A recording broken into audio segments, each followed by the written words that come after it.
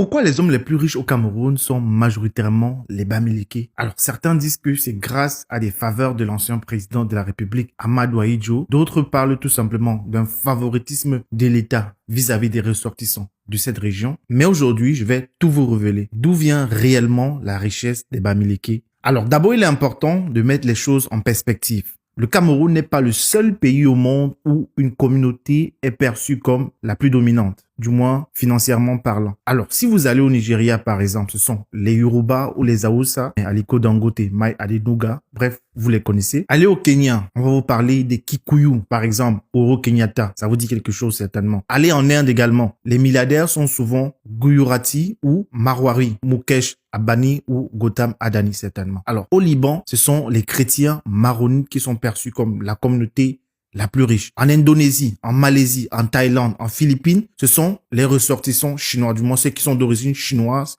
qui dominent l'économie, allant jusqu'à dominer 70% de l'économie dans certains contextes comme la Malaisie, alors que le gouvernement là-bas privilégie les Malaisiens.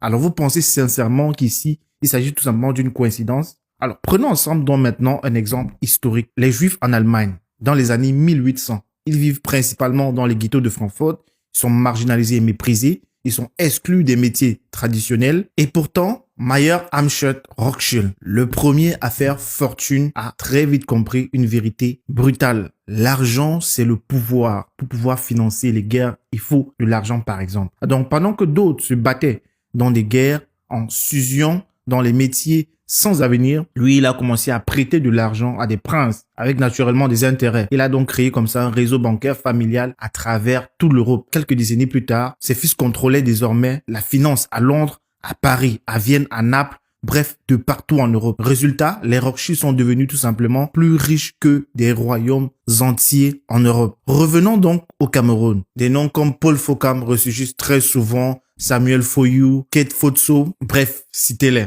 Alors, certains disent maintenant que c'est Ahidjo qui les a financés. Mais alors, la question ici, c'est pourquoi autant de Bamileke réussissent aussi bien au Cameroun que dans la diaspora? Si vous allez aux États-Unis, plusieurs milliardaires camerounais, en Suisse, en Europe, à Paris, etc. Ils sont très nombreux dans la diaspora qui sont des Camerounais à avoir fait fortune. Et la dernière histoire en date, c'est notre sœur Nadine qui a ouvert son salon de coiffure aux États-Unis. Une affaire tout simplement de plusieurs millions. Alors le vrai secret ici, c'est la mentalité antifragile. Alors comme les Juifs en Europe, les Chinois en Asie du Sud-Est, les Gujarati en Inde, les Bamileke ont appris tout simplement à transformer l'exclusion en une puissance. Juste après les colonisations, les Bamileke ont été exclus des cercles politiques dominants. Donc ils ont choisi tout simplement l'entrepreneuriat. Là-bas, il y a des tons